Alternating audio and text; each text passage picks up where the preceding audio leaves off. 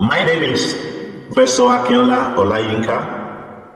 I'm a professor of computational and applied physics, and my primary base is Edo State University, Uzare, Nigeria, where I currently serve as the Dean of the Faculty of Science. I am also a Fed Fellow with the University of Colorado in the United States of America. It is my honor to be the anchor of this program this morning. With me this morning is Dr. Mrs. Rita, who will be the co-anchor with me. Dr. Rita is a lecturer at Covenant University, Ota, Nigeria, and she's a global scientist making waves as far as computational material is concerned. So she will be anchoring the program with me this morning. We also have the honor and the privilege of having a respected academic in our midst this morning, who is our guest lecturer for today's webinar. He's no other person than Dr. George Manyali, whose primary affiliation is Kaimosi Friends University in Kenya. Dr. George is a global scientist, and I believe definitely today we will learn from his wealth of experience. I believe you will know more about Dr. George when the citation will be taken before he will go into his presentation. It is my honor and privilege to welcome every one of you set for another wonderful experience. Today's program will proceed in this order. First of all, we will give a brief overview of the Center for Computational Science. That is the center organizing this webinar for us. A brief overview will be given about the center and what are its core mandate and vision very briefly, and I will be doing that. Thereafter, Dr. Mrs. Rita will give us the citation of our guest lecturer this morning, who will also be anchoring the answer session during the course of this webinar. And thereafter, our guest lecturer will take over the podium by making his presentation. After the first part of his presentation, then we will have a short break. During this break, I will also feature again by speaking briefly about those people who have contributed to the success of this webinar, people who have sponsored Center for Computational Science at one point in time or the other. One of them is Sept, interactive simulation at the University of Colorado in USA. So we'll know a little bit about them very briefly, and that will be during our break session. Then thereafter, Dr. Manyali George will come back again to come and take us through hands-on. And during the hands-on, please, I believe majority of us, we already have a quantummobile installed on our system. And during that period, our input files will be shared with us. And then they definitely will download them. And then they try our hands-on how we can actually run calculation on our own local system. And I believe the experience will be very wonderful. During the hands-on session, I believe there will be an opportunity for us to ask questions and interact with Dr. Manyali in a more practical manner. So thank you very much. And I believe you are going to have a very wonderful experience even as we progress in this webinar today. A very quick one. I would like to bring this to our attention, and that is a form of icebreaker. And I want you to respond to what I'm going to say by typing on the chats, okay? Now, if you have the opportunity of making a choice of a meal that you would like to have now, can you specify that in the chat? You have the opportunity of making a choice. It could be an hypothetical meal that is not actually available. Can you just type that in the chat? Just very quickly. Now I'm looking at the chat.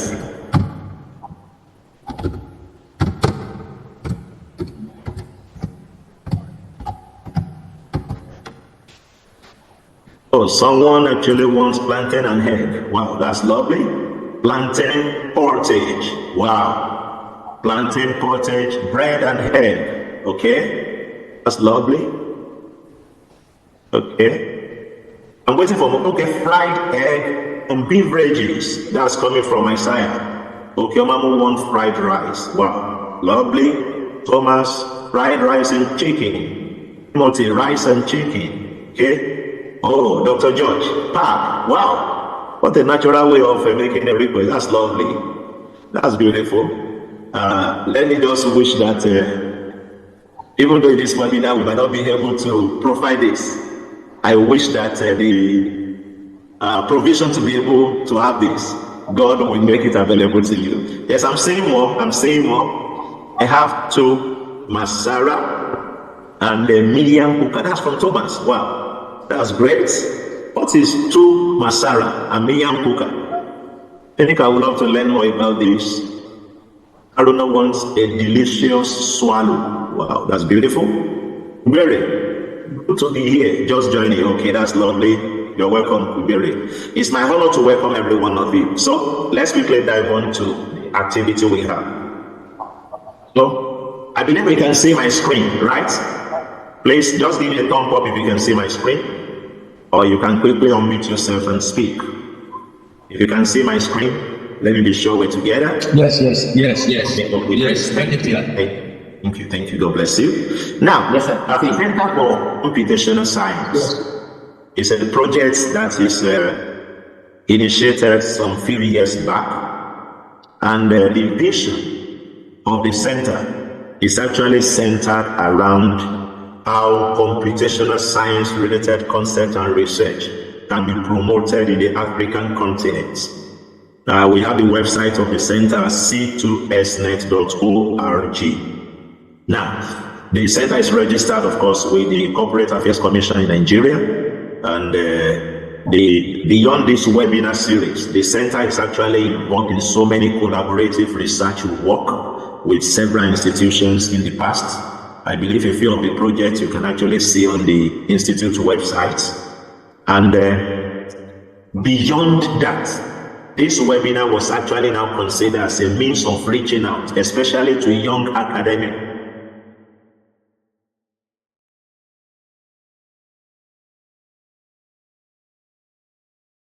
across African continent, or those who might also even be academics already and you want to actually go into computational research. That is the essence of having this webinar series, for us to be able to bring experts on board and see how these experts can actually contribute to our understanding of computational research and how can actually address innovative issues that requires attention in this part of the world. And so the webinar series targeted interdisciplinary researchers cutting across physics, computer science, machine learning, data science, chemistry, biology, microbiologists, irrespective of the field, even social sciences, irrespective of the field of endeavor, as long as you consider computational tools or computer as a tool for you to drive research. This webinar series is actually targeting such people and see how they can leverage on the computational power to solve societal problems.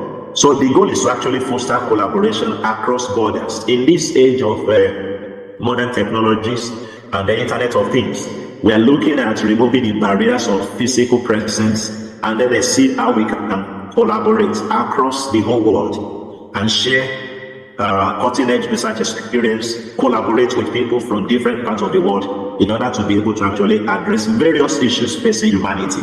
There is need to discover more drugs.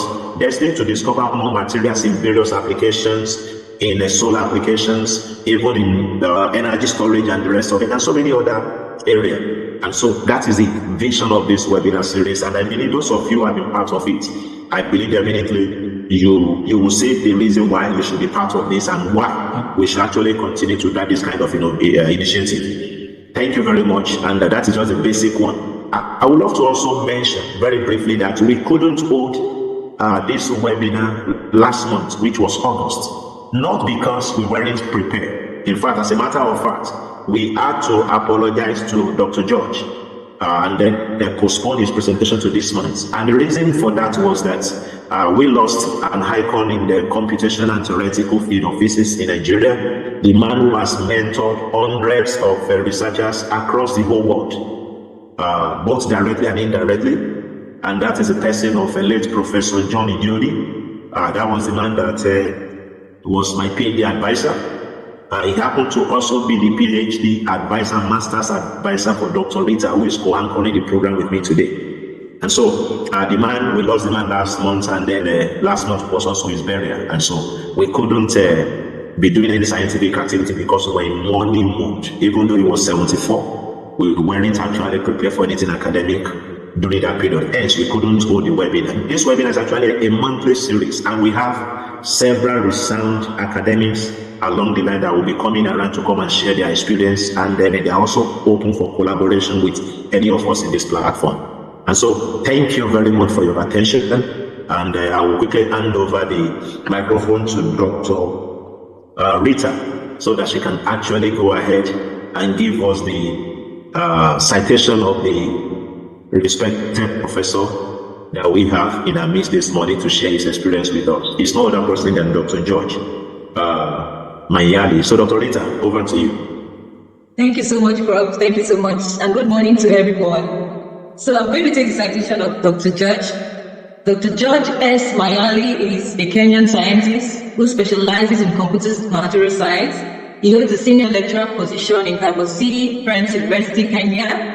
He obtained a Bachelor of Science degree with honors from in French word, Omoy, in Kenya word, University in Kenya in 2008, and a Master's of Science in Physics in 2012. Then he also got his PhD in Physics in 2014 from the University of the Witwatersrand, Johannesburg, South Africa. His research is based on density functional theory, a tool that has been successfully used in predicting ground state properties of materials. Dr. George research examines the electronic structure of existing materials and predicts new materials for various technological applications. He specifically studies the structural, electronic, optical, elastic, and transport properties of ceramics, ultra-hard materials, thermoelectric materials, and many other materials for energy application using DFT. We welcome Dr. George in our midst, and I'll pass on the rest of the program to him. Welcome, sir.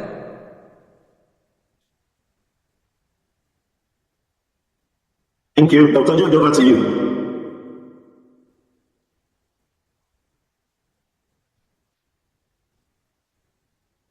Dr. George? You need to unmute yourself. You are muted, Dr. George. Okay, great. Am I audible now? Yes, you are audible perfectly. Okay, great. That was a wonderful introduction from Dr. Rita. And the Dean, Professor himself in his field of computational material science. I want to salute my brothers and sisters from all over the country. It's afternoon in Kenya, Nairobi. Good morning, wherever you are. Good morning, thank you. It's actually a pleasure to be with you this particular time of the day to share my experience in this field and also learn something from you. So, if you can allow me,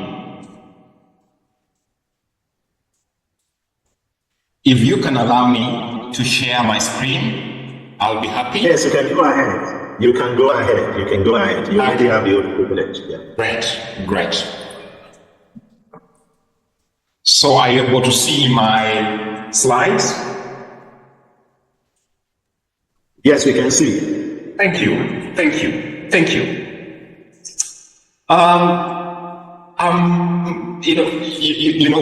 When your colleagues invite you to speak on such a wonderful topic that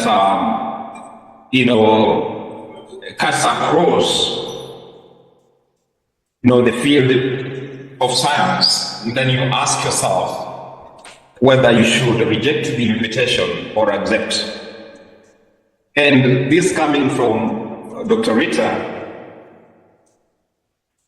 who I see as a colleague, an international, a scholar, and the Dean, Professor Olayinka, drafting that letter for me, I said I should not miss to be here today. And therefore, members, advancing materials through computation is something that touches me, is something that I feel part of it. Because for the last 14 years, I have been working in this area. My institution in Kenya, that is Kaimosi Friends University, are happy that I'm having this seminar to share my experience with people across the world. I am a very social man. On Twitter or X, you see my name or Twitter handle as George_Manyali. I also have an email address, georgemanyali@kafu.sc.ke. Feel free, because this is the beginning of many collaborators and friends coming on board. At my age, and my time now is to extend a hand of collaboration to the young and old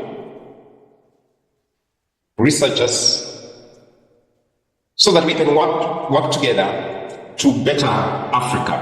Remember, I do this for Africa. I belong to an organization, Material Research Society of Kenya. I am the secretary of this organization, and they are happy that I'm giving this presentation to my colleagues in Nigeria.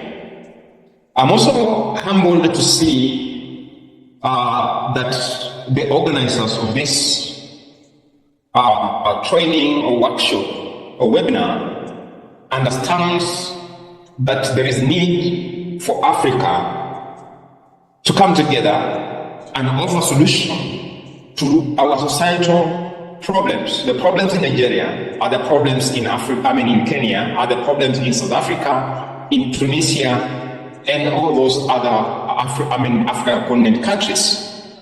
And therefore it's important for us to come together to make that solution. I have a philosophy, and my philosophy is take me into 6M. And I want us to internalize what this philosophy is all about. So each role in the 6M represents an ambition. This is an ambitious goal which is attainable. It is achievable. Milestone. So you're not just talking about something that you cannot achieve. Like today, Professor, where you are, to put together the organization, the academy you are running today, you had to think about it and say, look, this is possible, this is achievable, but then how can I make it better? I'm going to bring people across Africa, across the world. So you are taking the milestone a notch higher. For a student in this group today, you are at your master's level, or you are just beginning your PhD. Look at this. Achieving that master's degree or PhD degree is your 6M. That is your milestone. But it is 6 times. You are going to make it even better. Are you going to end your master's with simply a single paper, or you are going to take it higher to 6 papers, publication rather? If it is your PhD degree, are you going, I do not know what's the minimum across those universities in Nigeria, but for us in Kenya, a PhD, you need 2 publications before you can graduate. Now, are you going to make it 10? That 10 is your 6M. You have multiplied more than 6 times. So it is a philosophy that I would also want you to adopt, because it is working for me. If you're a researcher, Professor Olayinka with us today, how many other guest speakers do you want to invite in your webinar?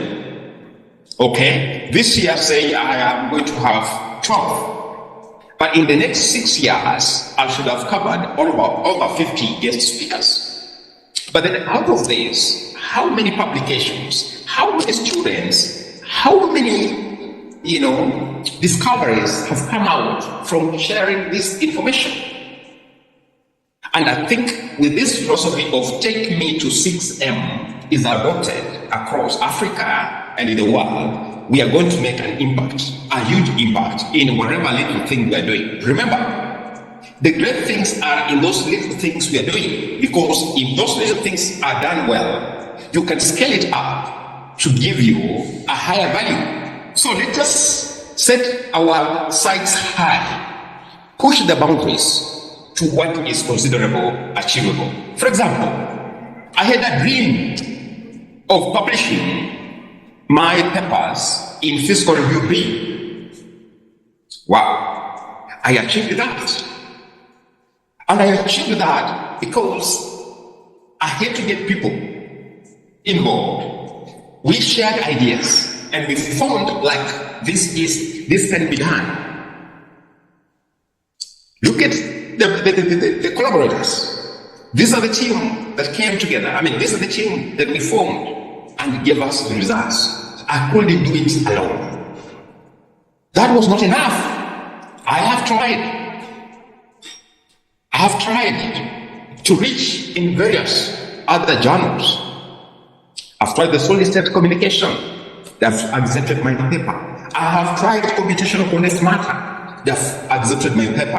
I have tried results in physics. They have accepted my papers. I've tried materials today, communication. They have accepted my papers. Well, I am not yet at the top. I'm not yet at my 6M. I'm moving towards the nature, because that is where I want to get to take my papers there. For other people, this would have been achieved already. And therefore, they want to increase the quantity. For me, this is my admiration. And therefore, remember, one step at a time, and you will get to be there. I'm ready to take you to your 6M this morning. Now, more important references for us in this lecture. Richard Martin is a man, not just an author of a book, Electronic Structure, but is a man that I've known since 2010. So for the last 14 years, the gentleman, an old man actually, has inspired me in this field. I've sat with him, I've drunk tea and coffee with him, I have had, serious discussion about science. And today, I still remember him as the examiner of my PhD thesis.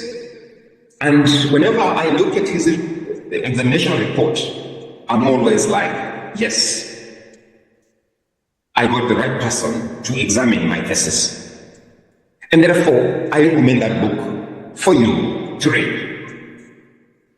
Secondly, Electronic Structure Method, book by Richard Martin, basically, it gives you that introductory information with a initial perspective. But then from a initial perspective, you have the data, which with the capabilities of the new computers, we can establish trends through the machine learning. And therefore I recommend this book on machine learning as well for us to expand our knowledge. So what is this computational material science that am I talking about this morning? There are three important things. It helps us to understand materials from the theoretical perspective.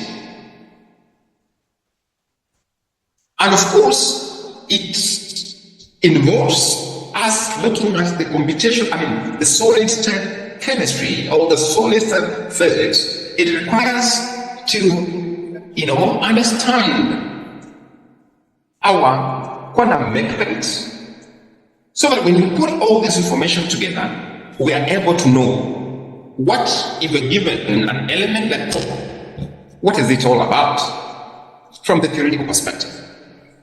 Secondly, now that we have the information, are we able to make a mathematical model about what we know? And this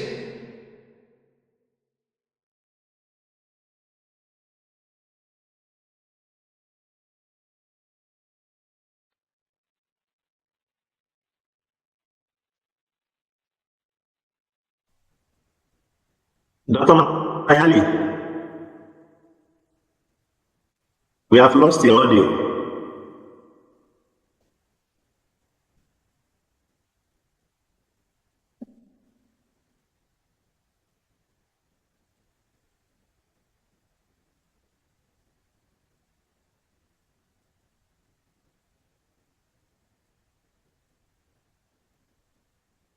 Dr. Manyali, are you still there? Okay.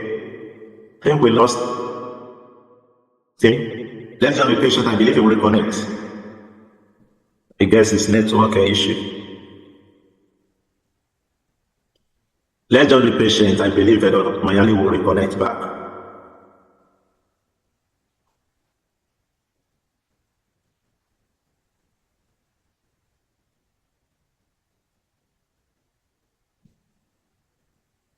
While we wait for Dr. Manyali, I will appreciate if we can put some things we have gained from the various insights he has provided in our chats. Because for me as a person, I've learned so many things. So while we wait for him to reconnect, can we interact with the chats and let's say some of the things we have gained from the insight he has provided so far? What has resonated with you since he has started speaking in the past few minutes? So I will be relating with that while we wait for him to actually connect back. I'm waiting for a response in the chat. What have you gained? What has resonated with you? Okay, it's back. So Dr. Manyali, you need to unmute yourself. We lost your audio and video earlier. Hello, am I back? You are back, you're back. Sorry, I should have warned you in advance that I'm in Kenya. Okay. And occasionally, you disappear from the world. To reappear again. Yes, so I should have warned you in advance that it's not my own making. It is just like the technology fails, there's no internet anymore, and you are like done. I think it's not peculiar to Kenya. Sometimes we experience that too. So you can continue.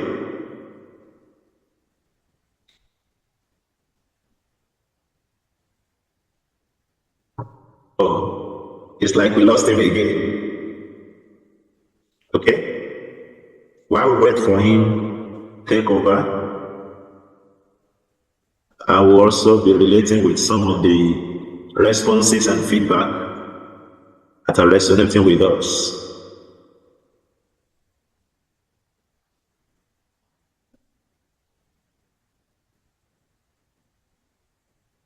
Okay? Dr. Rita said, you can do it alone. You can't do it alone. We all need collaborators. We all need collaborators. So you can't do it alone. We all need collaborators. Must Daniel, start little by little and grow to your desired vision. Grow little by little. Okay, you're back, Dr. Manyali, please go ahead. Just take over once you're back. So again, please, I'll continue reminding you that I'll have this popping up. It's okay, no problem. We can understand.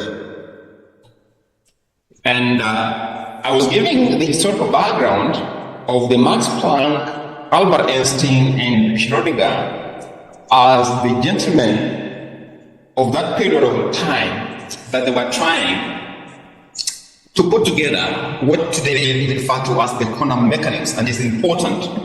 I'm sure if you have had your lectures, quantum mechanics is that you cannot do much without understanding the Planck's constant, that the theories of Albert Einstein today, they govern what we do. And in this field of computational material science, we are always in the activity of solving the Schrödinger equations. So, among many others, these are the key people noble that you can never forget, or rather ignore them when you speak about the quantum mechanics. Then, immediately after this, gentlemen, we came to another period of around 1950s to 60s. And this is a period where the development of the modern density functional theory was being formulated. And these are the activities of Walter Kohn with, Schramm and Hohenberg, who are, again, trying to solve the problem of 1928, around 1928 there, that is the Schrödinger equation.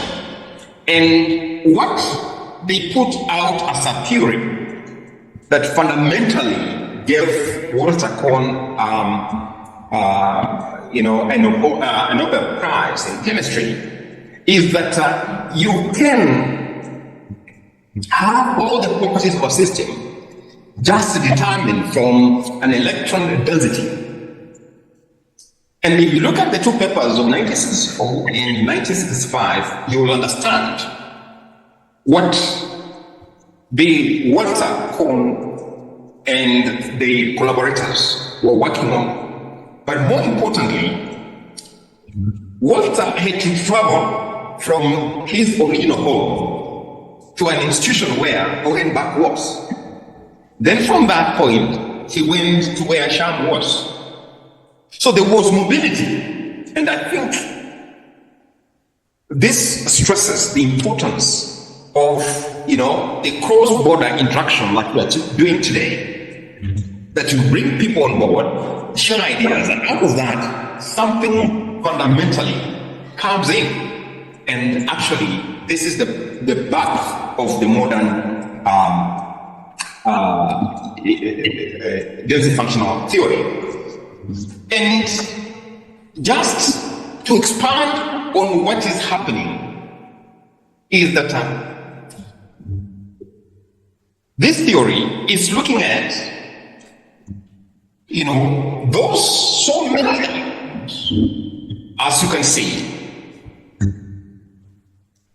And you can imagine that each electron is in the other.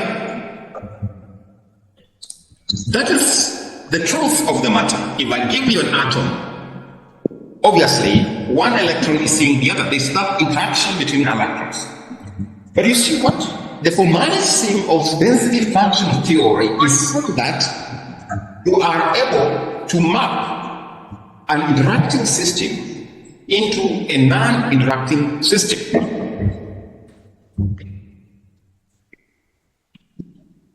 And without losing actually all the properties of an interacting system. And this is what made Kohn, Schramm a distinctive theorem that has governed this field of computational material science today. Then we move from the 1960s theory, we have come to what is today. People who have adopted the ability to perform huge calculations and developed several databases that in 1980s, in 1970s, And even 1990s, it was not possible to do so. But obviously, this is an outcome of the development of the high performance computing facilities across the world. I am happy that if today we did have the Center for High Performance Computing in South Africa, and I was honored last week, around June, or rather, yes, around June, July this year, I did a presentation in one of those, groups. And basically, they asked me to do that presentation because I'm one of those users of this HPC facility. And I've been using it for the last 14 years. So if it were not for this development of the architecture of the computers, we will not be talking about, the massive computations that we have seen. And therefore, the modern guys, the Gabram, Seda, and many, many others, because we now have several, and I will mention a few of them today, databases where you can be able to get information about the material of interest. So what is this computational techniques? One, ab initio. Ab initio in the sense that you are looking at the quantum mechanics. You're looking at what Planck, Albert, and Schrödinger is doing. And we do not have any point.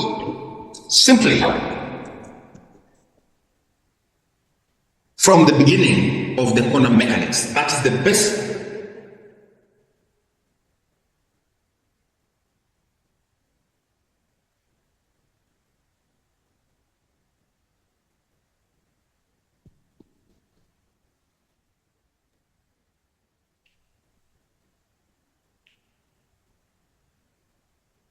I think we lost this audio again.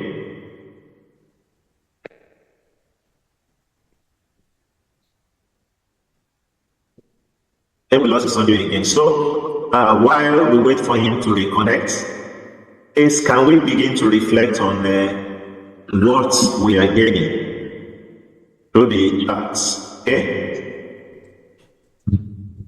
For instance, earlier I had some responses which I felt should resonate with every one of us. And I will just, okay, I think it's back. Yes. Okay, great. And Prof, thank you for making sure that we remain forthright in what we're doing, despite the technological hitches here and there. Thank you, sir. So saying the molecular dynamics, where we are looking at it from the classical mechanics perspective.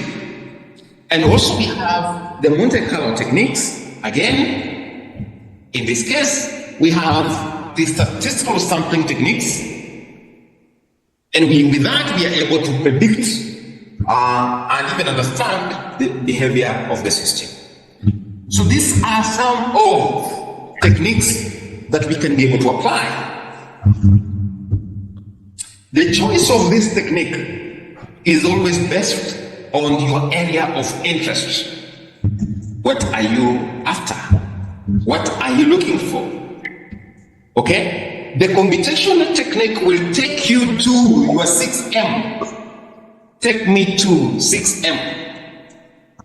If you know what you want to do. Okay? So you have a choice to make.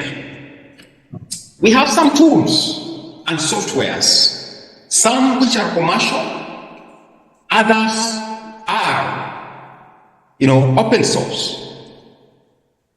But more importantly, where I am, and for quite some time now, I have been using Quantum Espresso because this has been the spirit of assessment.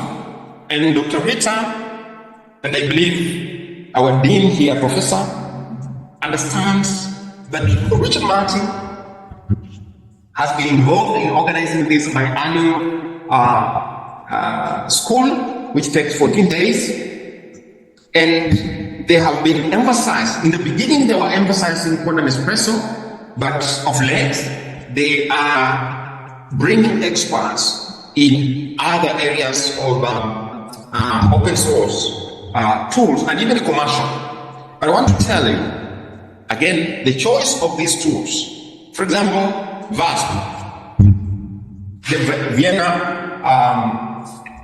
simulation package, very efficient, but you have to pay for it. A license that I cannot be able to afford, but I'm lucky to have had experience with it while working on my PhD in South Africa. I believe it is open source and many others. I do not know which experience you have. I think in our tutorial this afternoon, we may be exploring one of these material. Right now in Kenya, we are, and this is one of my students, James Sifuna. I think through a collaboration that we established with the support of Richard Martin, he's now part of those developers of Siesta package.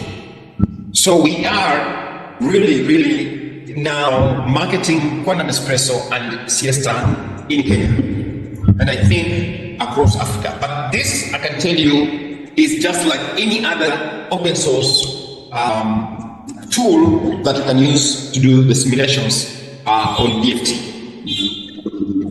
And therefore the choice depends on, for example, Professor here, I don't know what he promotes in his group. I'm sure Dr. Rita has experience of Quantum Espresso and others packages that we are, that we know.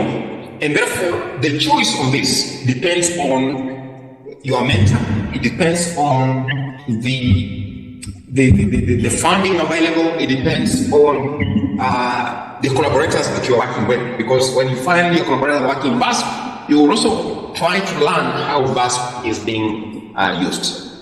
But again, all these softwares or tools have their advantages and disadvantages. They have strengths and weaknesses, which I always encourage a student, before you choose any of this, please read it through. You'll be able to discover that one can do well in optical properties, the other one can do well in elastic properties, other one can do well in, for example, calculations of thermoelectric properties. So again, the choice is yours. But when you have the DFT packages, because these are the DFT softwares, they will give you the data that you probably want to present in terms of publications. So you need some visualization tools, and just mention a few of them. For example, Vesta. We have X-President, we have Pymor, Avogadro.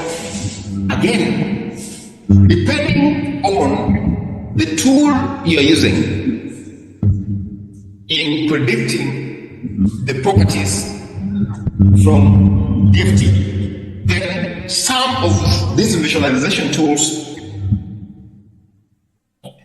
for example, X-President usually goes well with the Quantum Espresso. You are able to visualize the crystal structure, you are able to visualize the charge densities and others. But again, there are more tools. I've just mentioned 6. There are so many tools. You need to go to the web page of each one of these to be able to see what are accompanying tools. We also have plotting tools, for example, SMGrass, or GridPlot, or Matplot, and so forth. Again,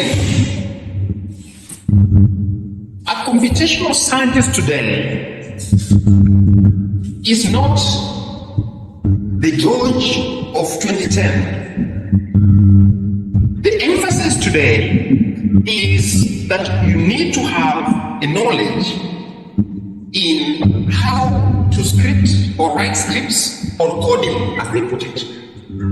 So it is not a matter of pressing the button, because we have seen And I can tell you today that the DFT softwares that we have today, it can allow you to just simply press the button and you can have all the results you are looking for.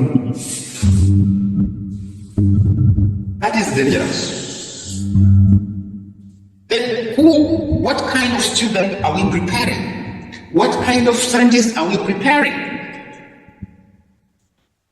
We need a scientist who has coding experience, albeit of, on a scale of 1 to 10, I'll be happy. Just be an average one. Number 5. That's good enough. That is good enough to survive in this field. But remember, you begin from 0. You do not know anything about coding. But then in the process, you will have, with the tools available, the free tutorials available, you are able to learn something better in terms of coding, and I encourage you to do so. So that you are able to know or manipulate the XMGRESS. You are able to manipulate GNU plot. You are able to manipulate matplot, lib, and all that. Okay? If you do that, then you are ready. Now, let us look at the aspect of predicting the materials themselves. Where do you start from? Before then, it was difficult to know how am I going to even start my how the model of my material look like, the compound I want to study look like, the element I want to study look like. But we are lucky, we do have the so-called crystallography databases, and I can tell you there are so many of them coming up each and every day, and they are well-refined data about the crystal structure of the material that you are working with or you are going to work with. And there are of so many categories. Others are open source, others are commercial. But what is important is this. You can get 2D crystallographical information. You can even get the 1D or the 3D, depending on the choice of the database. So this information is available online. And it's also that with what are you working? What is your interest?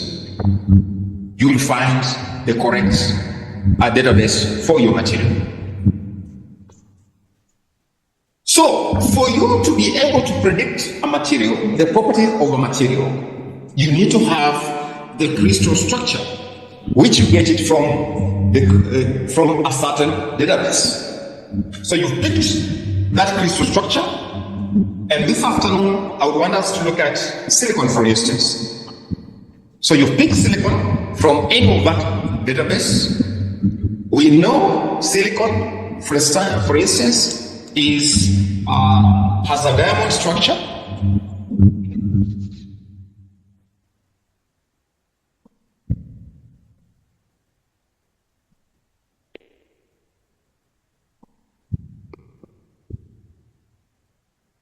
Properties. And in the structural properties, I'm being warned of my network being unstable, but will survive. Amen.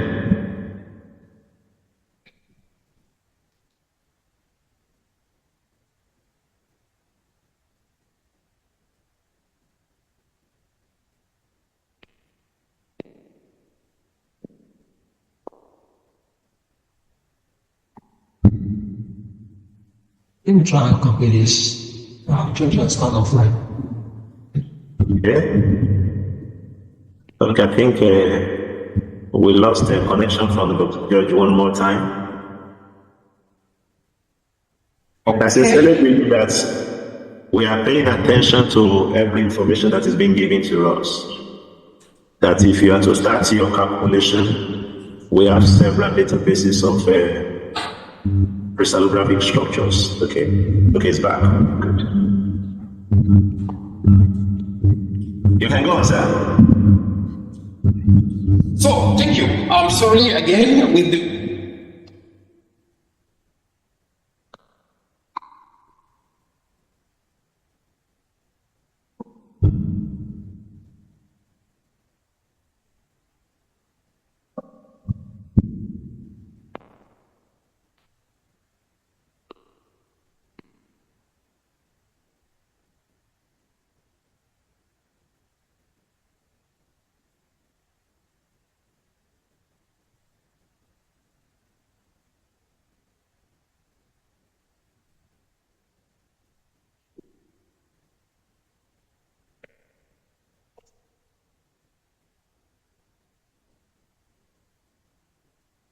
Then we lost connection from him again.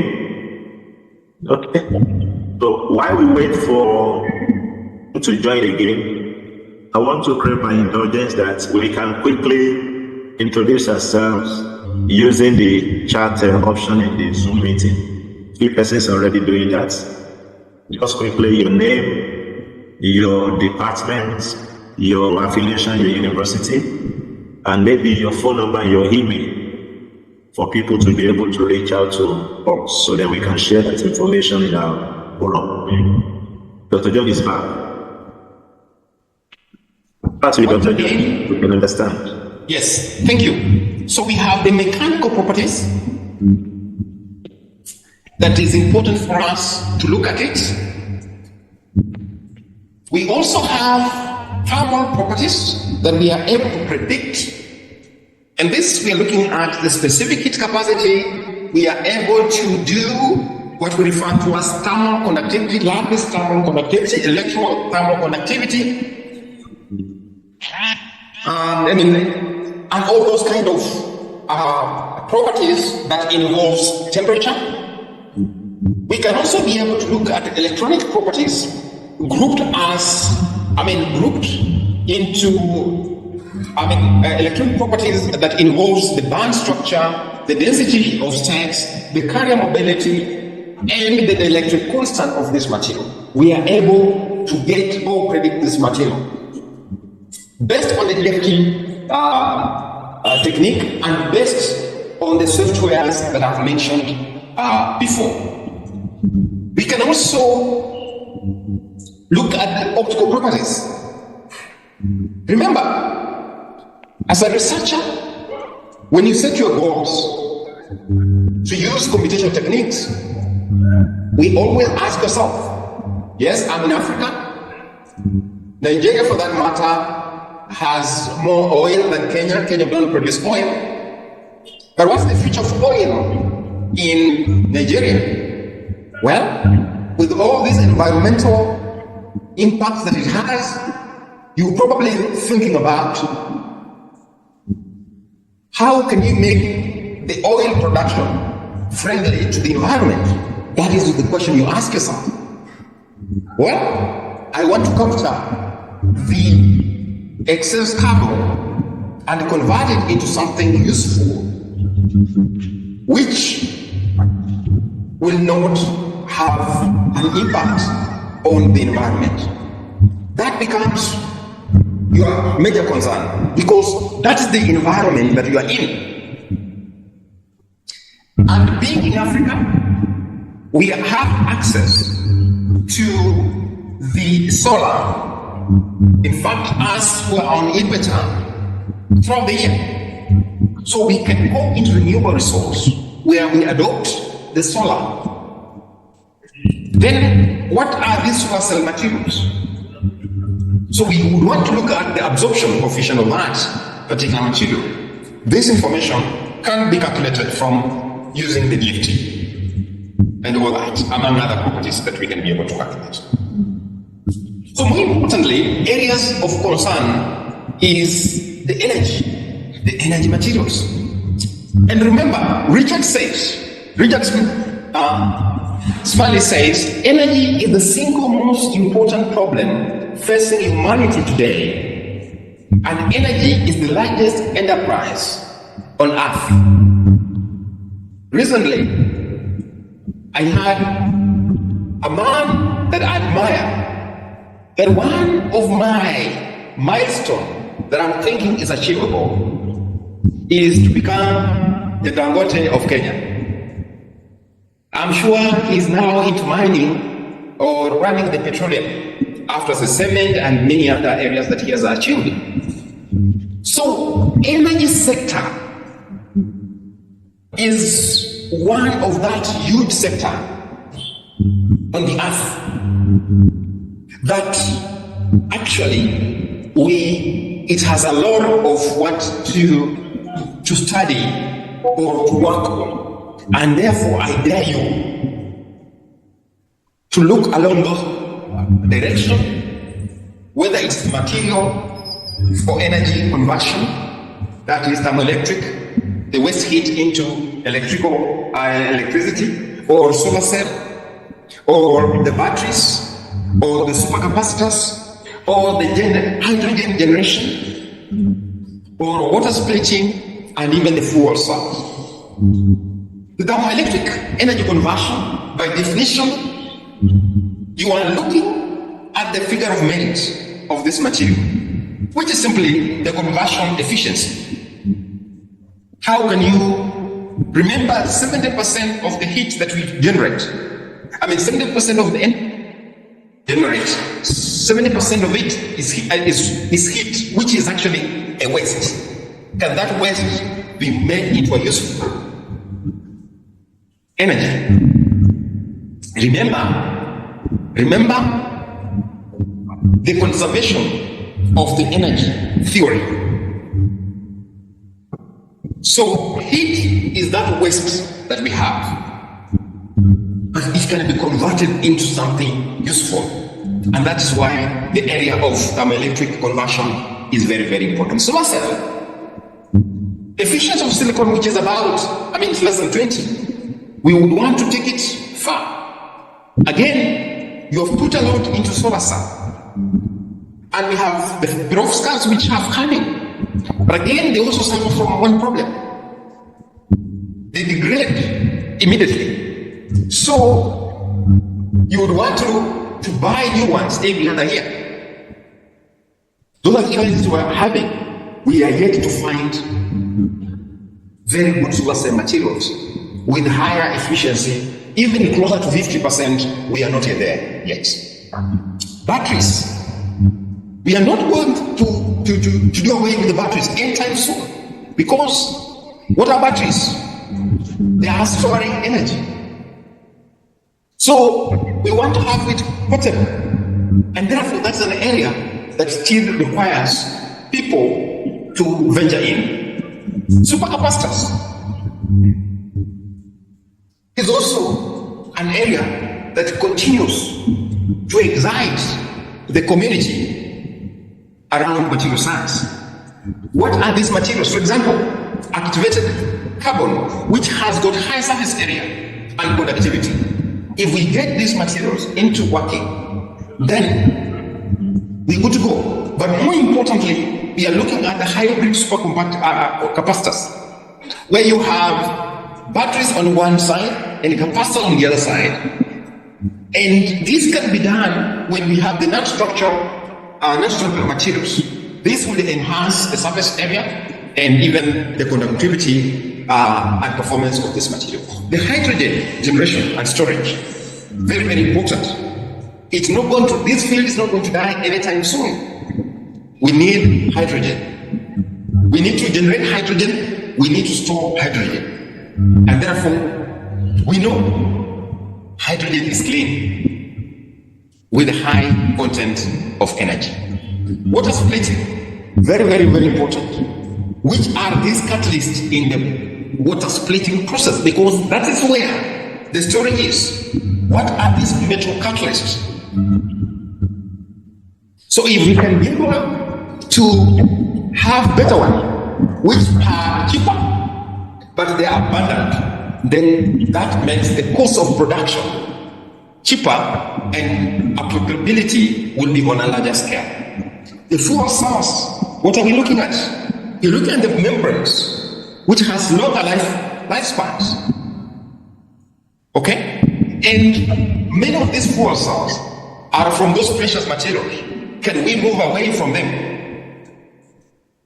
and use membranes from cheaper materials available? That requires a lot of research in that area. But there is plenty of room at the bottom. This is what Rita Feynman says. There is plenty of room at the bottom. Okay? When you probably went online and searched and said, oh no, this thing has been researched on, I am doomed, I have no topic now to, and you go back to your mentor, to Professor Olayinka and say, Prof, the topic you gave me, seemingly people have worked on it. Guys, no. You go to Dr. Rita and tell her, you know what? This thing seems many people have looked at it. No. There is a lot that has not been done.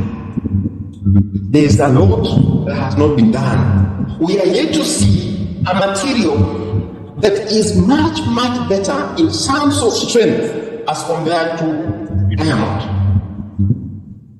In my days of my PhD is based on this material, ultra hard materials. I try to predict some of the materials, and probably if I have time today, I'll show you on materials database that there are materials.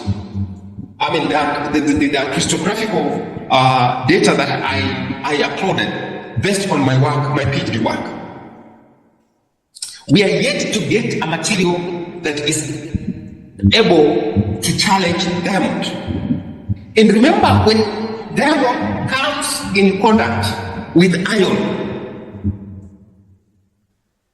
at some point, plus oxygen around it, that is dead. We have formed the rust, the so-called rust. And that's why diamond, as hard as it looks like, just when it comes in contact with iron and oxygen somewhere, we are talking about something else. Rust, which is not good at all. So we want that strong material we are able to use in the boring industry, in the drilling industry. And that is why we want something that can resist chemical reaction, a material that is thermostable and it is harder than diamond. Now I give you the perspective from what I've done. I have a case study from my own data. This is work on half fossil materials, and from the structural perspective, you are able, just from the data of volume energy, because this is what you can able, this is what DFT gives you. Ab initio calculation gives you volumes and energy. And this is when you take a crystal structure, which is always, we say it will always want to be in equilibrium, and you distort it a little bit, and you don't go beyond the boundaries, equilibrium boundaries, then you should be able to see a parabola. And whenever you do a calculation, before you do any further calculations on that crystal structure, you need to check that you are seeing this kind of parabolas. That is an indication that your crystal structure is stable at that minimum energy, because that is naturally compounds or elements or atoms would want to be in an area with very minimal pressure or force on it. Another property that you look at it is the band structure of a material. Here, there are two possibilities. You will see where there is, for example, on your right, the red color, the first diagram, you see a direct band gap of almost three electron volts. Direct in the sense that the minimum and the maximum of the energy bands appear at the same point. But you can see also materials behaving like they are metal, zero band, like the first one, right on the top on your left, the green. It's behaving like there's no band at all. Okay? And in this case, I think I did have a metal per se. But anyway, the point is this. This is a testimony that you can be able to calculate some properties, and I've given it the structural and the electronic. But if you were to look at those publications that I've given there, you'll get to understand some of these other properties. And this afternoon again, we're going to look at some of those properties that I've mentioned into machine learning, because this is now the future. We are going to move away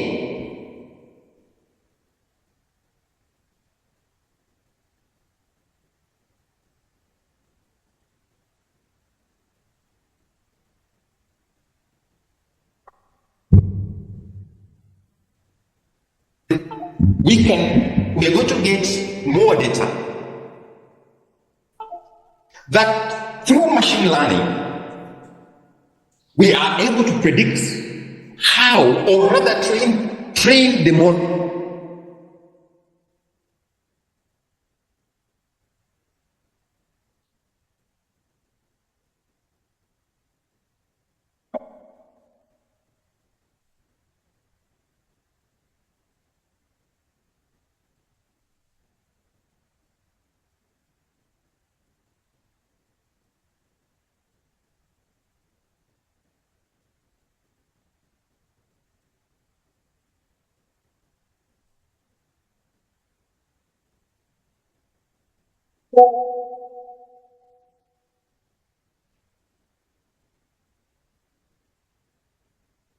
I think we lost Dr. Manyali again. If you have not put your affiliation and your name in the chat, please, you can quickly do that. Our time is fast running, and we still want to touch the practical. So maybe we'll find out from Manyali and see how we'll be able to manage the time. But I also sincerely believe that the information is giving us, they are quite crucial and very important for us, so that we can be able to now we can navigate when we actually get to the hands-on experience. So let's hope we'll be back shortly.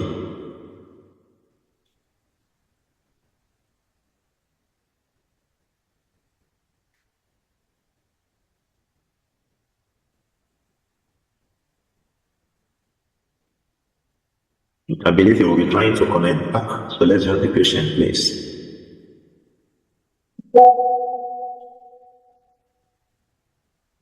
Okay, while we wait for him to join, it's very quickly. Okay, it's back. Okay. Again, I'm in Kenya, I'm in Nairobi, and this is the experience I'm having. I'm very, very sorry for those technical hitch. So I was saying that we can tailor properties of a certain material to be able to handle, or rather solve, a particular societal problem.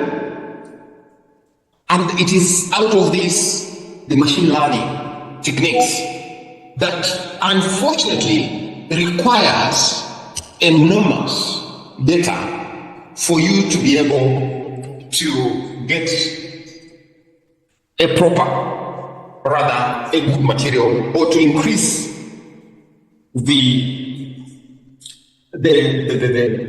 percentage of prediction closer to the experiment. Remember, you are always working towards the experiment. So with machine learning coming in, and more importantly, a technique now that everyone else is talking about is the artificial intelligence. I can assure you, this is a game changer. It's only about 4 years old now, and the models that have been developed around this artificial intelligence, and this is a skill that each one of you or each one of us, I'll have to put it that way because I'm also trying to upscale, is the artificial intelligence and in this field of science. In summary, we have seen the background, we have seen the density function, we have seen the computation techniques, we have seen some of the properties that we are able to calculate. But why is this computational material science so important? Why would a professor, for heaven's sake, think that he needed to set up a team of you today to listen to me? I can assure you, we are on a mission. And this is an achievable mission. Being in Africa, we want to be part of the modern science. Not only that 20 years ago, people in Europe, in Africa are doing a research that has been done, and then that was done 20 years ago in Europe. Computational material science, or the computation techniques being applied today, is putting us at par with what is happening in the south, in the north, in the east, and in the west, and in the central. We are able to do the same thing. And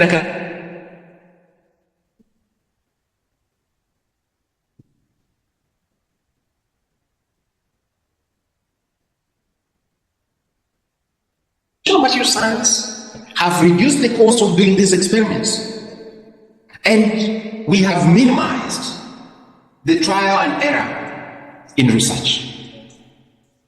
We are a part of the innovations, and I can't wait to see my team, the collaborators, the audience, my audience today, to be part of the innovation. Remember, take me to my 6M. This is coming out of the innovation that you're going to come out with this personal presentation today. Thank you very much. Wow. Please, a round of applause electronically for our presenter. Okay, we can even hear physical clapping. That's awesome. That was a very great one, Dr. George. We can't ask for more. Thank you very much for this thought-provoking and a highly enlightening and educating presentation. I will really appreciate you. Even though our time is fast running, we need to quickly see how fast we can to be able to get to the answer on this session. Very quickly, we want to have a break of just like 1 or 2 or 3 minutes at most. Then Dr. George, you will come back again because we have barely 30 minutes. So in the next 3 to 4 minutes, you'll probably come back to anchor the practical session. Now, very quickly, we had said we want to take messages from our sponsors. And then maybe very quickly, I will try to share. Dr. Rita, you can stop sharing. Let me quickly share a screen. While we're trying to do that, I've just been informed that we have a number of respected academics in our midst. Renowned professors and academics. Please, if we didn't recognize you, it's not as if we are looking down on you, please. It's because probably we don't have the information. As soon as information gets to us, we would like to recognize. And if possible, even give time to our respected academics who have taken their time. Some of them are mothers and fathers in academia who are actually looking forward to collaborating with those of us who are still just coming up. I'm also an upbringing and then upcoming academic, even though I'm a professor. So the name I have here, we have one of our professors, respected one at that, at the Covenant University, Professor Prof Akinola Mommy, you are highly recognized, and we appreciate your patience and the encouragement you are giving us on this platform.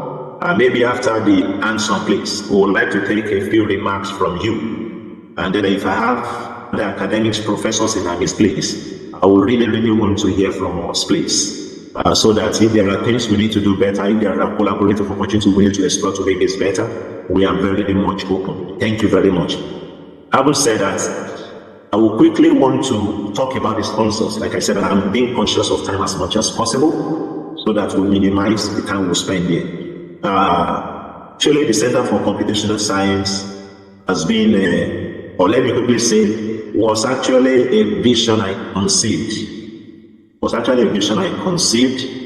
When I was in South Africa, sometimes in 2018. I believe you can see the screen, so I'm not going to take time on it. So no, not this place, not this. Okay, I just want to spend about 1 minute on this, just 1 minute. Okay, I believe you can see the screen, right? Now, it was in 2018, courtesy Simon Trust and then the International Brain Research Organization for a program called Computational Neuroscience in BIZO. Now, that training lasted for 3 weeks, and then it was an all-sponsored program, all-sponsored. I didn't have to spend a dime. Even coming back, I had some money given to me, okay? While that training was going on, so many inspiration come on board, and that is what actually gave me to what we are having today. Yes, that particular event was actually targeted at computational neuroscience. Of course, it is a multidisciplinary field. In fact, to my utmost surprise in that program, majority of the professors who were there to teach us had their education up to PhD level in physics. Of particular interest was a professor, Professor Larry Abbott. Professor Larry Abbott was already a professor of physics before he actually delved into computational neuroscience. And I look at it, for us in Nigeria, we have not gotten to that stage of having computational research so narrow that we only say our focus will be computational neuroscience. Of course, we all know what research is.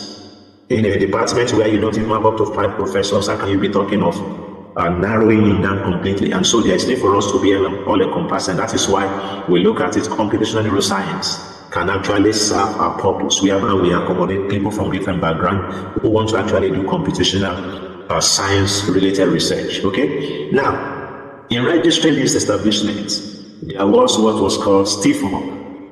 Beyond attending the program, we were also given what is called Simon Trust in BIZO follow-up grants, and it was that grant that was actually instrumental to registering and then having this our website and some of the activity we've been able to do so far. So I felt it's important we actually recognize this. Okay, and the platform we have been using, that has been largely provided by Sept Interactive Simulation at the University of Colorado. I was also privileged to be a fellow that. Of course, the initiative was also an initiative with Professor of Physics who won Nobel Laureate 2002. And he decided, the Nobel Laureate Prize was won in 2001. And then they used his grant to start something that will actually affect people across the whole world. And we can check out their site. We'll see that it's actually making waves. Thank you, I will say that, and I will quickly go back because I'm very much conscious of time. Let's go back to George so that we can quickly take the answer, maybe for the next 25 minutes, and then maybe plus or minus. We can then take some comment from our respected professors here. Thank you very much. So, Dr. George, over to you again. I believe he's here. Thank you, Dr. Rita. I can see you clapping. Is Dr. George here? If he's not here, please can I have a quick comment from Professor Omamuyovwi? Just a quick comment, please, ma'am. We really appreciate that from you. Oh, ma'am, are you there? Professor Akinola? Okay, if you have any other professor in the house, please. If you have any other professor in the house, please, we will really appreciate your comments.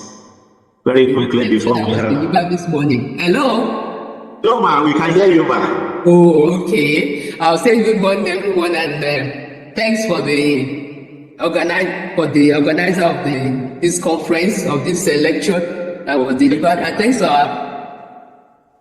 Dr. Olayinka who invited us in the department. It has been a stimulating one. Thank you very much. Thank you, man. We really appreciate you for the encouragement. Thank you so much, man. We are hoping for a very fruitful collaboration with you, man. Thank you so much, man. We appreciate it. Do we have any other professor, associate professor in the house? Senior lecturer? Just a quick comment from you before we have... Okay, in the absence of that, let's take general comment from anybody or even questions now.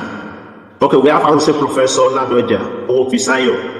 Is your highly recognized, Professor?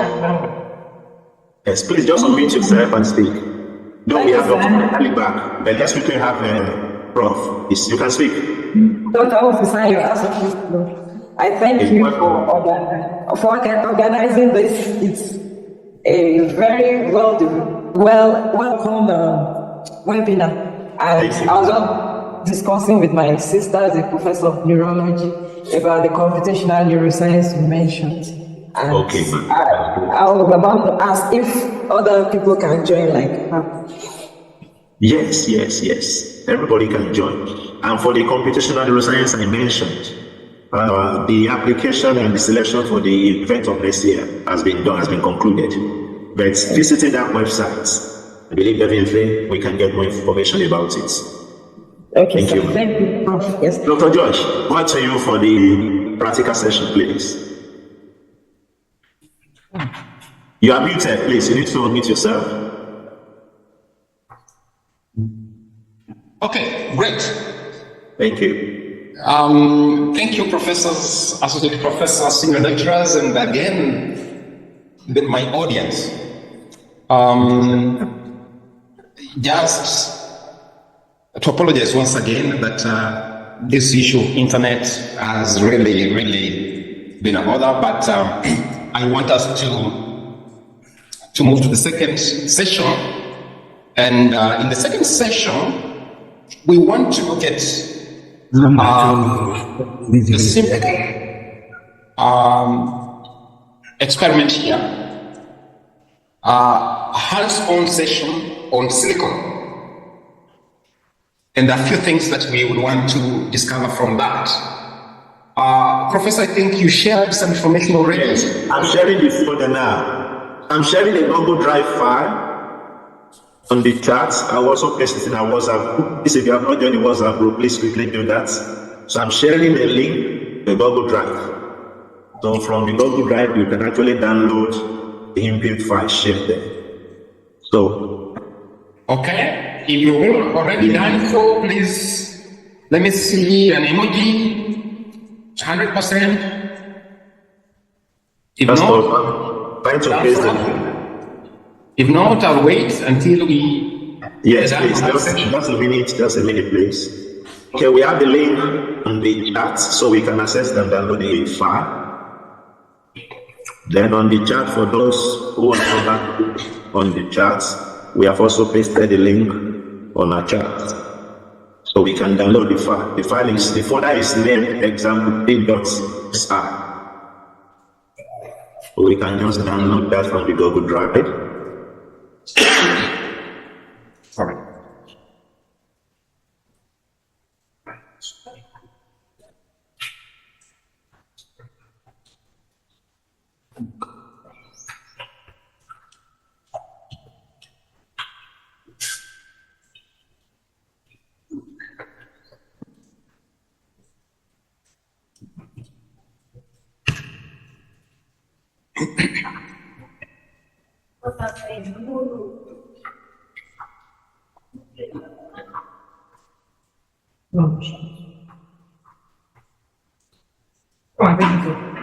If you're done, let me know. You can just unmute and say yes, done. And if you have a question, please feel free to ask in the chat. And as well as you can unmute and just ask if you're having a problem. We have a team of experts with us to help us move very fast.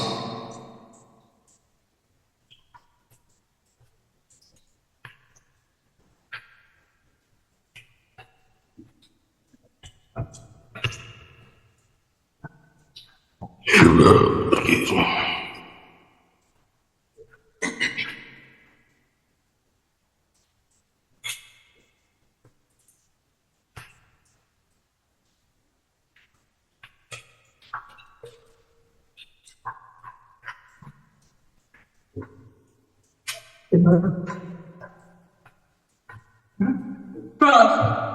Yes. so I wanted to say that while we're waiting for everyone to get the information or the files in the Google Drive, you can just demonstrate, because the Google Drive has files that are already in the Quantum Espresso format.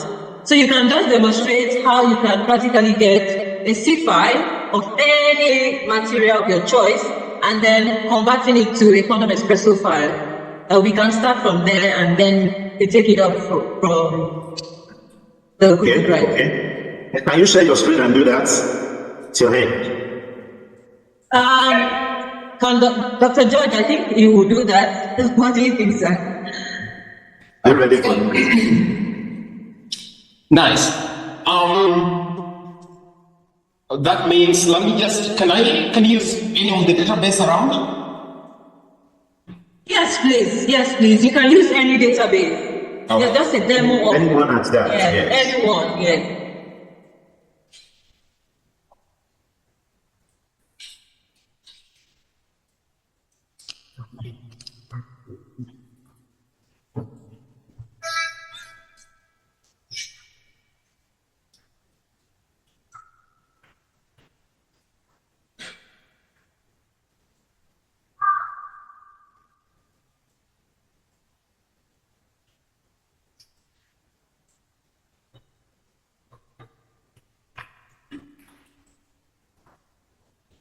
Okay. Just in 1 minute, I'll be there. Okay.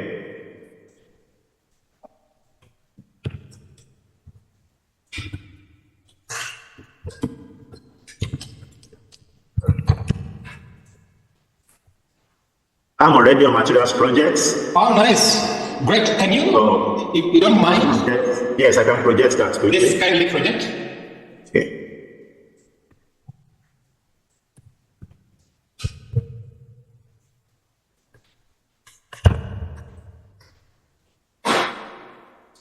Okay.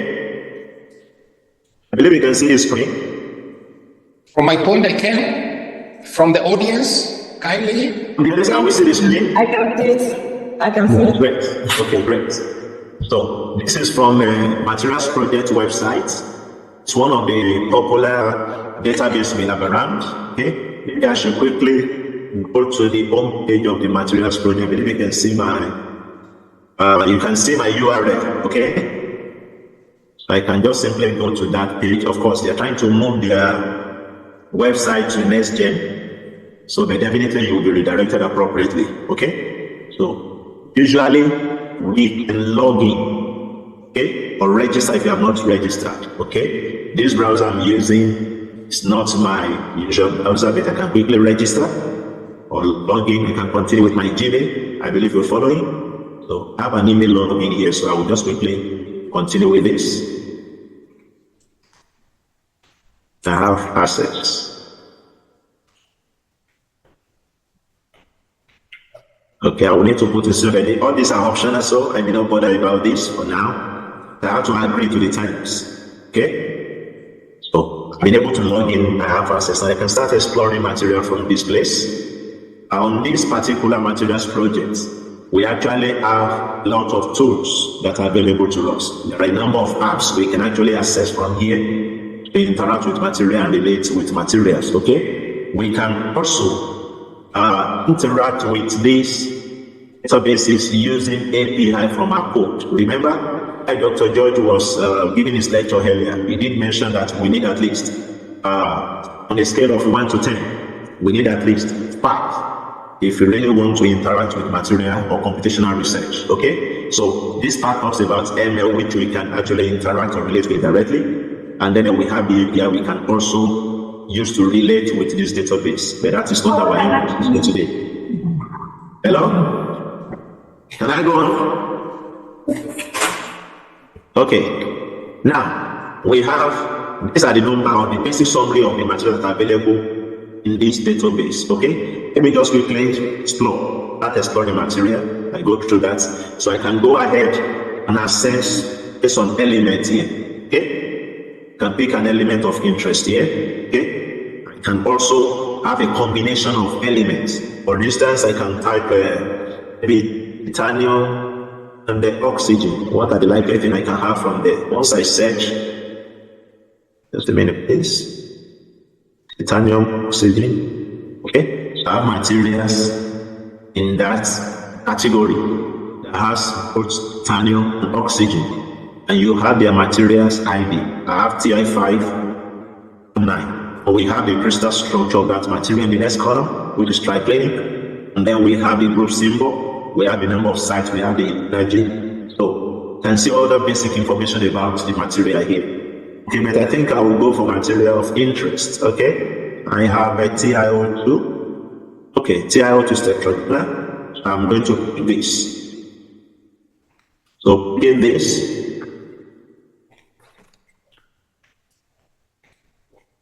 then I have the crystal structure. I think it would be nice if I can just pick an element. You all agree with me, or I should go ahead with compound? Dr. George, I should continue with compound, or I should go and pick silicon that we're looking at? Continue with the compound, but our focus is on that. Okay, great. Okay. Yes, continue with this because we already done with. Just focus on the compound. Okay, thank you, sir. Okay, thank you, sir. So we have a Y-curve positions for this material. It's occupying 4A and 8E. As titanium is on 4A, and you have the XYZ position. The same thing with Y-curve position for oxygen in this, and then we have their position as well. Okay, so we can then go ahead and download this material. We can say export materials data. Once I click this, the material is downloaded for me in JSON. Okay, now it's not JSON I need, but I need CIF. Okay, so in doing that, I will make a decision as to whether I want conventional or I want primitive. Okay, so depending on my choice, but usually I think oftentimes we go with conventional because the angle is usually alpha, beta, and gamma is 90, 90, 90, while we have our A is equal to B, and then not equal to C. That is what we have here. So we have this, and then we can go ahead and download this. We can also explore and look at other information on the property that have been computed for this material in this place. Okay, that is going down. We can see the band gap and the rest, so we can explore all of this.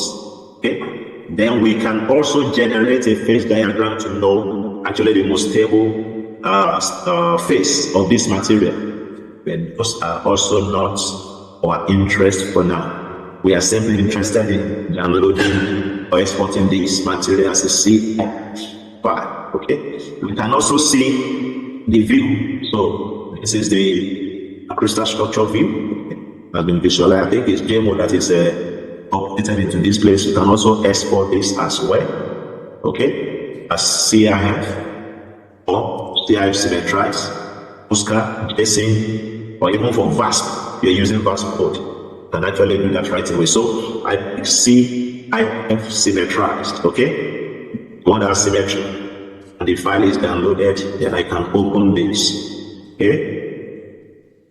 Let me open with an editor. I will share the editor view, okay? I believe you can see my editor that I opened, right? I can actually share the file. The downloaded file, let me share it on a chat so that every one of us can do it. On the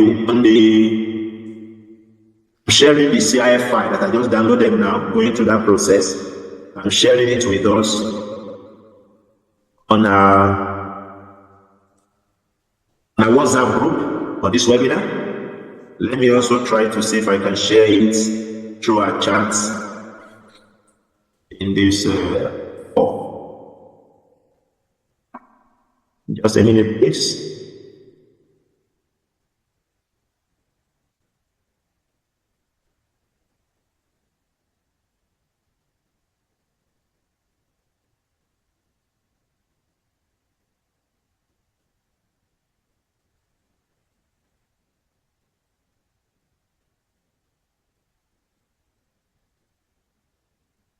Am I still audible? Yes, Prof. Okay. Just a minute, please. Yes.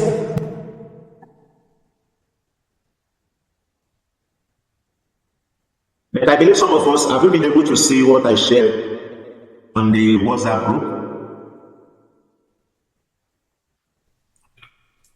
Please, can you add us to the WhatsApp group? There's a link we can actually use to join our chat in the Zoom link. Share the link earlier. Just click the link and that will take you there, sir. On the email? No, not on the email, on the chat. On the Zoom chats. Some people joined late. Maybe you will send the link so that they can join. Okay, I'll do that right away, sir.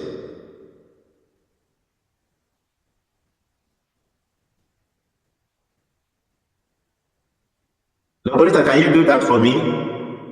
By repasting the link to join the WhatsApp group? Okay, sir. Okay, please do that for me. While I try to share this. Okay, so we have it. We have the CI file downloaded just now. We have it in our chat, so we can as well open it. If you are also having difficulty accessing the link to the Google Drive, we can also try to maybe share the input file. Okay?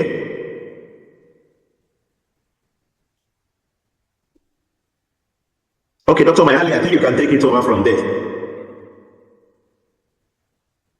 Do we still have him online? I think he's disconnected again.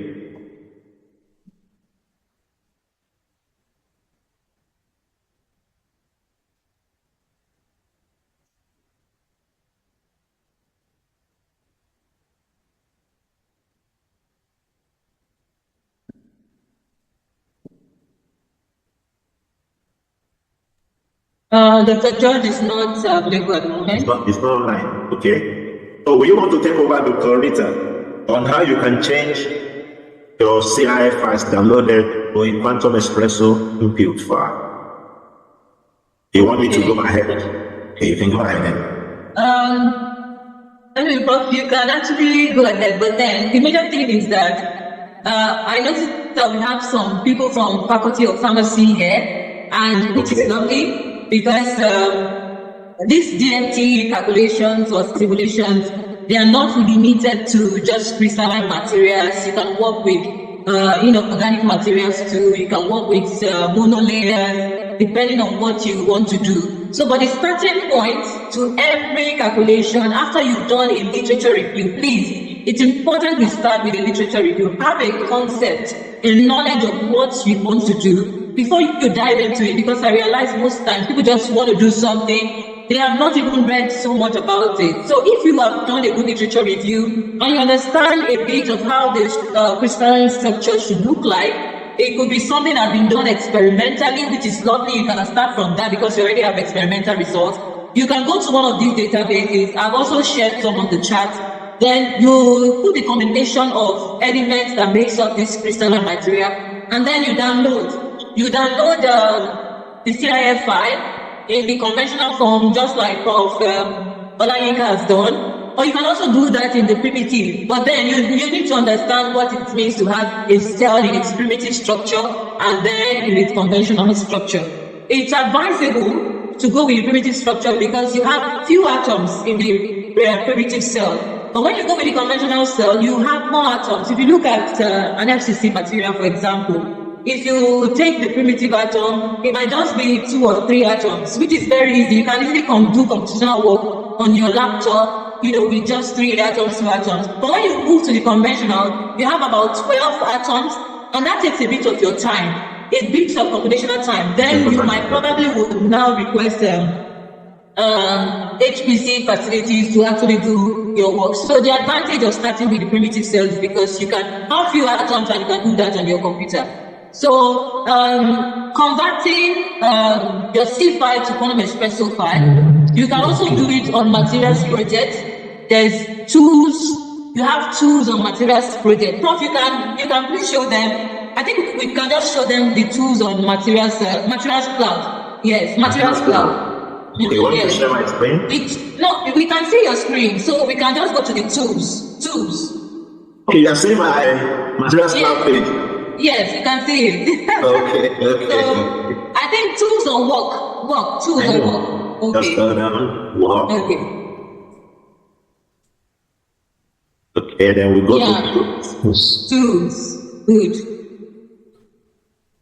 This is Quantum Espresso input generator. Exactly. So Yeah. click this. So Go ahead. Just go ahead. I will follow you. Let me just be demonstrating why you go on.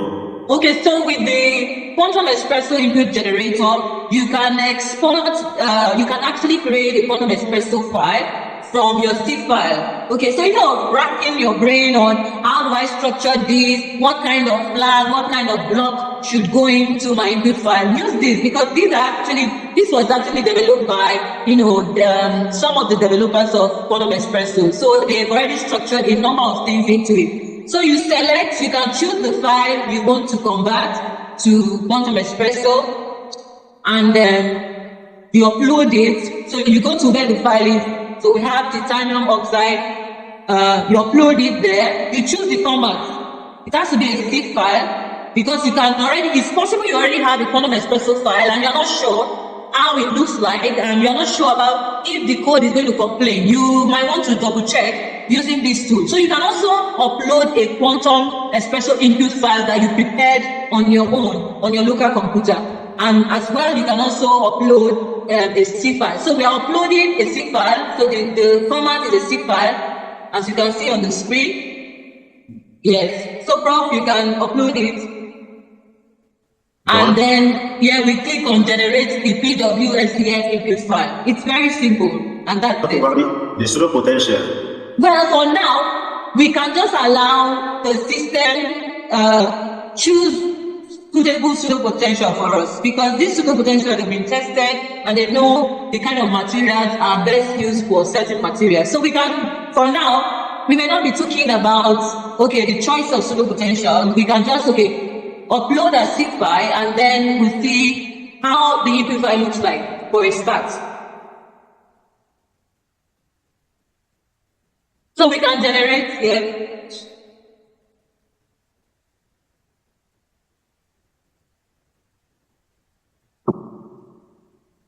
And then if you scroll to the bottom, there it is. This is your Quantum Espresso file. So that's the starting point of your calculation. It's quite easy. So I saw in the chat, someone was asking what kind of coding do you need to start learning to actually begin to do stuff like this. You don't need to start doing a lot of coding, okay? Because right now we are using code that have been prepared by people. So as you move along the line, you begin to encounter certain things, and then you begin to learn little things around it. You can't learn everything. Someone also contributed there and said you start small. You can't know everything. You need to start small. You don't want to pick Python and just want to learn everything about Python. You don't even know what is related to Python and this Quantum Espresso stuff. So the moment you start working from there, you begin to find out things that are relevant for your research. Not everything will be useful for you. So you begin to learn it, and that's where you can start from. So you can, once you have this, you can download the Quantum Espresso input file to your local computer. So I think on the bottom part, Prof, you can scroll to the bottom. There is a download, you can copy to clipboard board, and then you paste it as a Quantum Espresso file on here. Yeah, you can also download everything. So the pseudo potential, everything will be downloaded, and that's the starting point for your calculations. So I think that's it, Prof, for now. Thank you, Dr. Rita. I'm also going to share that with us very quickly. I'm sharing it both on our WhatsApp group, and also, let me see if it can go to the WhatsApp group. I'll also try and share it, if possible, for us on so we can have it in the WhatsApp group. Let me also see if I can attach it to the chats. We actually 2 minutes after 12 now, and we actually hope to always keep the time. but I want to crave your indulgence for us to spend maybe the next 8 minutes to take some questions and comments, and on how we can actually move from here. Okay? Now, it's a pity we don't have Dr. Manyali here again. It's beyond that, beyond the fact that we don't have him. I believe we have actually learned. I'm here. Okay, you're back. Okay. Welcome, sir. Okay. Now, what we've been able to do while you were not here was just this. We've been able to download the CI file from materials. I did follow it. Okay, great. And we have actually generated an input file. Yes. Using the materials cloud. Okay, that has been downloaded to share. So maybe you can take it up, quickly wrap up on how this can be done. No. I mean, we're doing well, and now we can do a follow-up later. I think that's what we need to do because we now have yes. We have the pseudo potential. Yes. Thank you so much. So can we give a round of applause to Dr. George one more time, please? Electronically or physically, I want to really appreciate you for your time and for the effort you have put into this before we call it a day, please, I would like to take questions. Let's take questions, please. Let's take questions. So questions or comments, maybe from a few persons. Okay, I have Isaiah Igwe, please. You can speak. Just unmute yourself and speak, please. Okay, thank you very much.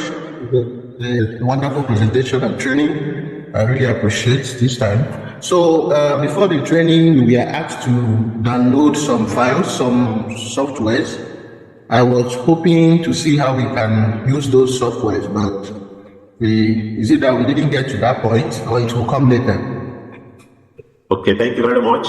I believe what you make reference to is that you have already installed quantummobile in your system. You have Quantum Espresso running on your system, right?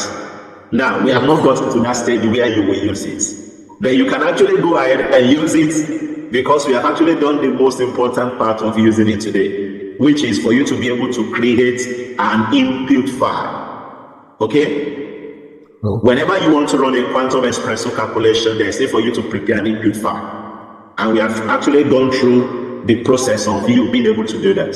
So maybe what I would suggest before the next time we'll be meeting, let's see how each and every one of us can go and do maybe a literature review of a material of interest that you want to run calculation on. Remember, Dr. John talked about several properties of material that can be calculated: optical, electrical, thermal, and so on and so forth. Okay? Identify the material of interest you want to run calculation on using Quantum Espresso. Do literature review. You understand that if you see the material of interest, what has been done using computational tools, especially Quantum Espresso that you want to use, what has been done, and identify a gap. Okay? I haven't been able to do that. Then go to this database. Go and download the CIF file of that material. Okay? Then go ahead and create an input file using Materials Cloud as we have done today. If you're able to do that one before our next meeting, you would have been able to at least gone about 70% to running your first calculation using Quantum Espresso. Okay? I don't know if that answered the question. Yes, thank you. Okay, great. I have Tabore. Yes, you can mute yourself and speak. Yeah, good afternoon, sir. And I really enjoyed the presentation from Prof earlier. I was going to ask the question regarding the kind of coding software because, and I thank you, Dr. Rita, for your comments also. The way you answered the question is good. But during the presentation, Prof talked about the fact that not having a rudimentary knowledge of coding be kind of handicapped in interpreting or probably understanding. If I get it correctly, he said something about that. So I was asking which program and where to use. Now, if you remember the very first webinar we had, we did talk about having understanding of basic Linux code. Are you getting me now? That is quite very important. And some of those syntax were also shared in that presentation. You might just go back to and watch the video. That would be a starting point. Is that okay? And what Dr. Rita is saying now is that don't allow that to be a barrier that, Dr. Manyali has said, we need to have understanding of programming languages, okay? And then maybe, there's a way that when you hear about programming languages, what comes to your mind is, all those jargons, how do I relate with them, okay? Don't give room to that kind of phobia in your mind. What should come to your mind is that just take it one at a time. Is that okay? Like Dr. Rita said, when you get to that stage where you need to learn one or two things as to how you can progress, then you learn it at that point in time. But I will quickly make mention of it. Batch is actually one of the most important things that we use. Is that okay? And there are more of code that are related to Quantum Espresso. Sorry, related to Linux environment, Linux working environment, yes. Aburi, you can speak again. Maybe I'm not addressing your question. Yeah, you've addressed this. This is actually my first webinar. I'll have to go and look. This is your first webinar. Okay. We will try to reshare after the webinar of today. We will try to reshare the link to the video of the very first webinar. Please take your time, download that video and watch it. And then follow step by step and ensure you are able to install quantummobile on your laptop. Is that okay? That is very crucial. It's very important for you to be able to get that done. And if you have any challenge in doing that, not just peculiar to you, if there's any challenge in doing that, please feel free to post your comments on the WhatsApp group. Okay? That's why it's important for all of us to join the WhatsApp group. Post your comment on the WhatsApp group. We are always there to support you. It doesn't have to be me supporting you all the time. We have some of our academic also on the platform who are also knowledgeable that can always help us support. Thank you. Yes, I have Thomas Daniel, please. Unmute yourself and speak, please. Okay, thank you, Prof. Good day, all. Thank you, sir. And thank you for this privilege workship again. I have a question. One, do I understand that in the past you shared the recording with us? We still want to plead that we get the recording and we have the slide of the presentation as a follow-up to this class. Then the second thing I want to ask, my main question is this. Like, I've had a little experience on maybe molecular modeling. Maybe like I've used Orca before. And when I use Orca, for example, I use Avogadro to generate the input file. I do the molecular modeling there, get the parameters then before running with Orca. So, but in the case of Quantum Espresso now, like the task you gave us to do, you say we should get a material of interest, which we need to review. Then download the CIF of the material, then create an input file. So I wanted to ask, is there no way you can create an input file directly, maybe from Avogadro, Molding, Garbage or some other software like that could run? There are so many tools that are available, so many tools. We have only explored one. Are you getting me now? Yes. Even the database, we have several of them. Are you getting me now? We have just mentioned one. So we are not restricting you to any. Feel free. Anyone that you know works for you. Is that okay? And you can also even take it upon yourself that you want to actually create the input file by yourself by typing it. It's also allowed. Okay? Okay, Prof. Then, okay, sorry. Okay, go ahead. So, for example now, like if I download the CIF file, just still using the experience I have from the molecular model side, what software can we use together with the Quantum Espresso that perhaps I want to modify the existing structure of the material that I get, that are based on some known chemistry or solid state material science properties? Is there a specific software that is more that will easily work with the Quantum Espresso that one should use? I'm not sure I get that question very well, please. Okay, this is what I meant. Like in the case of using Avogadro now, maybe if I have an existing structure, maybe I drew the structure using ChemDraw. For example, or if I have a structure that I drew on Avogadro, for example, I can modify, let's say if I'm working on a synthesizer in that, I can modify the electron donor or the electron acceptor to be able to investigate a new property of it. So what I'm saying now is that if I download the CIF file, is it possible to bring it to Avogadro, or there's a specific software that work with Quantum Espresso that you can actually bring it to Materials Cloud that we just shared now. Okay. Any CIF file you bring, you can create the input. I get what you say, that you want to modify a structure and create your own structure. Of course, that's also applicable if you want to dope material, okay? You want to maybe do substitution or interstitial, whatever you want to do. You have altered the structure. Is that okay? Sure, you can actually bring it to Materials Cloud and generate your Quantum Espresso input file. That's quite possible. Okay. Then, Prof, if you want to visualize the output now, Yes. you still have to use the Material Studio, or you can use other known softwares to visualize You the can output. use several software. For instance, S that was mentioned by Dr. Manyali can visualize so many structures. We have Vesta. It's another powerful free visualization software that can visualize so many different type of files. Okay, so we have so many of them. He mentioned just a few. Okay, so we have Vesta, we have JMO, we have and so many other ones that you can use to visualize a crystal. Okay, then Prof, my last question is this. I've been, since you did the last webinar where I had to install the Quantum Mobile, I've been trying to work with it, but I have a Linux system also. So is it possible, I'm trying to see how I can work on both the Quantum Mobile and my normal Linux, using normal terminals. Is it possible that way? Or should I just stick to the Quantum Mobile for now? No, you don't have to stick to anyone. The reason why we actually love Quantum Mobile is because of the ease of installation. Are you getting me there? Dr. Rita is here today. While we were trying to install before we knew about Quantum Mobile, it takes us days to get this thing running.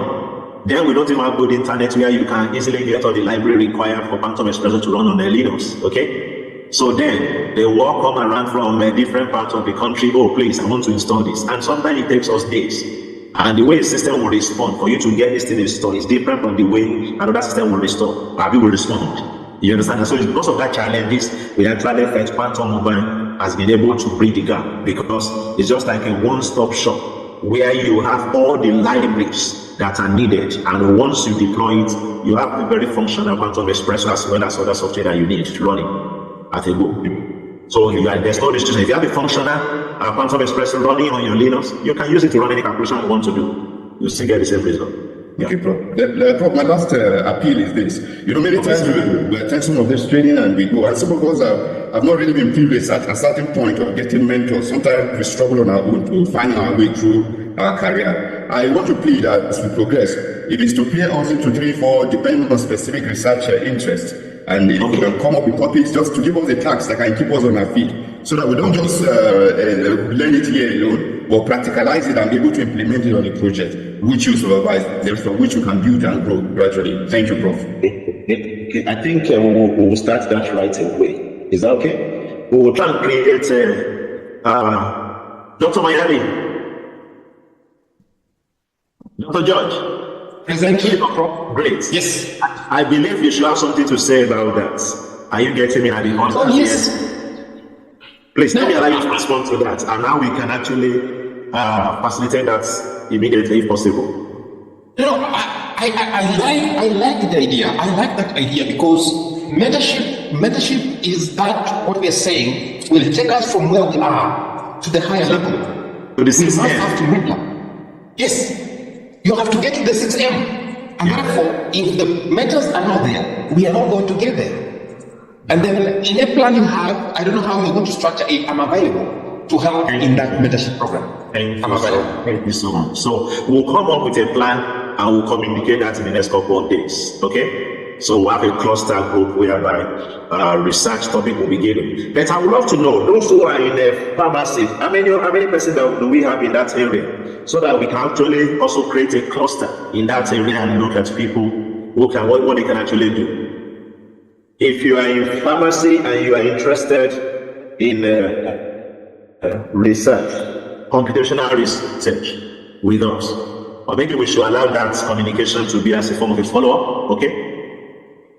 Okay, pharmaceutical chemistry. I have lab on I work with Sayo. Okay, so please let's take it up. Even if you have other people in your institution who are in that field, we can actually accommodate them and create a specific group. And I believe that group can serve people in chemistry or people of different interests. Okay, so I think we can also drive that. The material you will be studying will probably be different from the material that other people who are interested in maybe physical properties like thermal and the rest of them will be studying. So I think we can actually also drive that, okay? So we create that cluster as well. Very quickly, while we're still taking, do we have any other hands raised for questions? None. Okay, great. Now, very quickly, can we also put our areas of research interest very quickly? Areas of research interest, so that I will make use of this. I will make use of this to create some form of cluster. Okay, let's quickly type that one in the chat while we try to round up. We are 18 minutes behind the time or ahead. So please, let's quickly type that. Type your research area, your department. Okay, we have already typed our department earlier. Okay, so we can specific. If you have not typed your department, you can also type that your research area very quickly, so that while we are trying to form the cluster, we know the areas to capture. Okay. Okay, I will say that. Is there any other specific comments? Any comments? Okay, I have Dr. Rita. Please unmute yourself and speak. Okay, thank you, Prof. I just want to use this opportunity to invite everyone. Permit me to just share briefly. I just want to use this opportunity to invite everyone here to join the Commonwealth University 8th International Conference on Science and Sustainable Development, organized by the Department of Physics. And this year is titled Science as a Tool for Climatic Resilience and Energy Sustainability. It's going to hold, we can also join virtually. Then right now we have, you can submit abstracts and papers that will be published on Scopus Index journals. And then the information is here. I'll share with everyone on the group. So it's an open call for everyone to join. Yes, thank you. Okay, that's good. That's a nice one. And I believe that we can actually drive, if possible, for us to see if we can just get a paper or two as a group here for that conference. I believe it's achievable. Yes, it's very possible, but we have to run with it. No, yes. Definitely, of course. We can't be waiting for monthly for us to be able to achieve this. Okay? So let's see. Since we are talking about creating research clusters, let myself and Dr. Rita, in consultation with Dr. Manyali and other partners, we will try to come up with what can be achieved, and then we will see how we can actually make submission for that conference. Thank you for sharing the information. So, okay, Dr. Rita, your hand is still up. Okay, let's have Jonathan. Jonathan Chukwu, please. Come, you can unmute yourself and speak. Yeah, thank you very much, Doc. Prof. Okay. Thank you, sir. I really appreciate this great opportunity. It's an eye that I remember from the comment you just made. When I used to travel away from Akure to Benin for the installation of Quantum Espresso on Linux. I am so happy just the way you said it now that we now have Quantum Espresso. Making it easier. I remember those days, keep traveling every day, spend days on that. I'm concentrating to come and pick it up. Okay. Things are changing and things are getting better. Thank you, sir. Thank you, sir. I really appreciate your efforts at this. Thank you, sir. Thank you, sir. Thank you, sir. Thank you, sir. A webinar like this. Thank you, sir. I need to join the group so that I'll be updated. Yes. We have the link already. Yes, I'm really lacking behind, and I need to really update myself. And Dr. Rita, is that seeing you again after so many years? Dr. Rita, these days I've started stopping. You are muted, Dr. Rita. Dr. Rita, I will disturb you, but no problem. We'll try to work on something. As soon as it works out, just be rest assured that your phone will not rest. Thank you so much. Thank you, sir. Thank you, sir. Thank you, sir. So I have all stated their respective page. I'll also try to keep this meeting open for maybe 5 minutes, so that for those of us who have not typed, maybe for like 2-3 minutes, I will leave it open so that you can type before I close the meeting. I will say that I want to sincerely appreciate our guest lecturer, Professor George Manyali. Okay. I didn't make a mistake by calling you a prof, of course. What you have delivered is more than an inaugural lecture. Thank you so much for honoring our invitation. And I sincerely believe like you have made your commitment, that you are happy with what we are doing. And if you have the opportunity, you want to support this vision to ensure we are able to bring transformation and innovation to our continent, Africa. Thank you very much for honoring my invitation. And to my professors, to my associate professor, to my senior lecturers, to all my academics and participants today, I want to say I'm sincerely humbled and I'm sincerely grateful for your patience and for your attention. I believe together we can actually work and make positive impact in the world. I believe this kind of drive, this kind of commitment we are making is not just limited to our academic progress only, but we are interested in seeing things turn around for good, for our continent and for the generation that will come after us. Thank you very much. I sincerely appreciate your patience and your commitment to this noble cause. In the next couple of days, we'll be coming up and rolling out some course from our head here. Please feel free to follow up on the social media group that's talking about a WhatsApp group. And I believe that sincerely together, we can actually move forward. Thank you very much once again. God bless you and do have a lovely weekend. Bye. Thank you, Prof. Bye. Thank you. Thank you. Thank you very much. Thank you. Thank you. Thank you, Prof, for organizing this awesome program. Thank you, sir. Thank you, sir. Thank you, sir. God bless you, sir. Amen. You too. Thank you, Prof. Thank you. Very Thank you, sir. insightful. Thank you, sir. I open the session.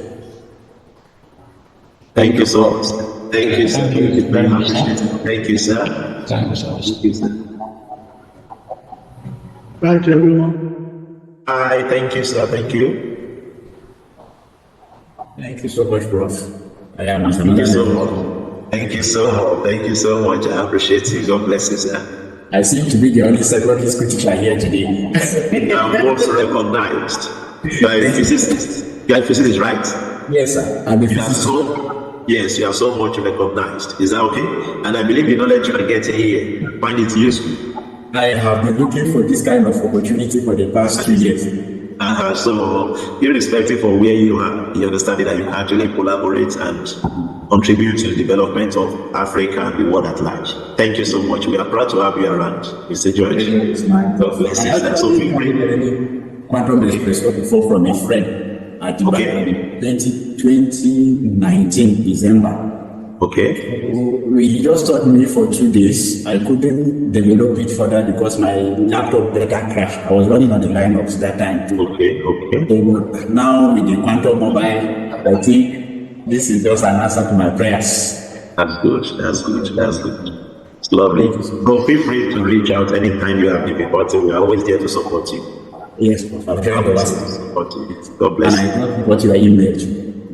Thank you, my brother. You're welcome. Thank you so much, Prof. I appreciate it. You're most welcome, my brother. God bless you. God bless you, Prof.